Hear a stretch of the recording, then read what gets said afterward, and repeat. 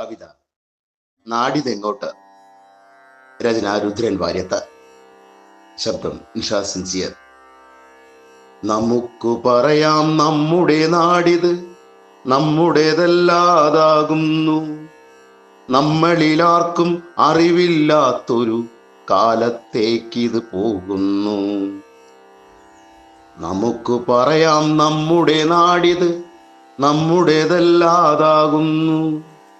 നമ്മളിലാർക്കും അറിവില്ലാത്തൊരു കാലത്തേക്കിത് പോകുന്നു.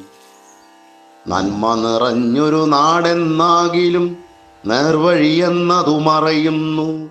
നാളുകൾ കൊണ്ടത് നേടിയതൊക്കെയും നാശമതാക്കി തീർക്കുന്നു.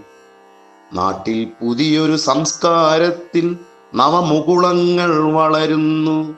നുകരുന്നു നവലഹരി രസങ്ങൾ നാടിനെ ഭീതിയിലാഴ്ത്തുന്നു.